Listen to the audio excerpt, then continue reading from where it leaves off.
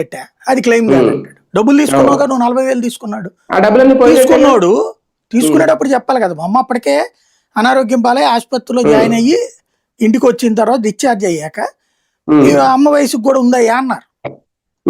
సరే అని 2 ఏళ్ళు కట్టా, 20,000 40,000 రూపాయలు డబ్బులు కట్టా. కట్టాక చివరిలో ప్రాణాపాయ పరిస్థితుల్లో ఉన్నప్పుడు బెడ్ రిడెన్ అయితే పైసా ఇవ్వలాడు. పైగా ఇంతకు ముందు తెలియదు అంటాడు. అంతకు ముందు క్లియర్ గా చెప్పా నేను. అదే చెప్తున్నా, ఏజెంట్లేమో మనకి ఒక రకంగా చెప్తారు, క్లెయిమ్ చేసేటప్పుడు ఇంకో రకంగా చెప్తారు. ఇప్పుడున్న పరిస్థితిలో సార్ ఒక వయసు వచ్చాక ఈ రోజుల్లో బీపీ షుగర్ అనేది కామన్ గా వచ్చేస్తున్న దీర్ఘకాలిక వ్యాధుల్లో మొదటి లైన్ లో ఉంటాయి రెండు.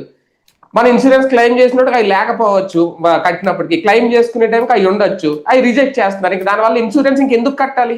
అదే కదా ఇప్పుడు వచ్చిన గొడవ. వాళ్ళకి ప్లానింగ్ మెయిన్ ఇన్సూరెన్స్ కంపెనీల మీదనే నమ్మకం కోల్పోతుంటే ఇప్పుడు కొన్ని కంపెనీలు అయితే ఈ కారణంగా మూసే పరిస్థితులు కూడా వస్తున్నాయి. ఇప్పుడు మనం సోషల్ మీడియా కారణంగా ఆ స్టార్ ఇన్సూరెన్స్ HDFC ERG ఉండేది ఎర్గో, ఇప్పుడు అది తీసేశారట. దాన్ని వేరే కంపెనీలకు పోర్టల్ చేస్తున్నారు. వాళ్ళు ఏమంటారు, ఇన్నేళ్ళ ఎక్స్పీరియన్స్ మరి అక్కడ కంటిన్యూ అవుతుందా? అవుతుంది అంటాడు. ఎట్లా కౌంటు ఇవన్నీ? నేనైతే ఇప్పటికీ దాదాపు 10-12 ఏళ్ల నుంచి ఇన్సూరెన్స్ కడతాను, హెల్త్ ఇన్సూరెన్స్. ఈ రోజు వరకు ₹1 నాకు రాలా. నేను మాత్రం లక్షలు ఖర్చు పెట్టా.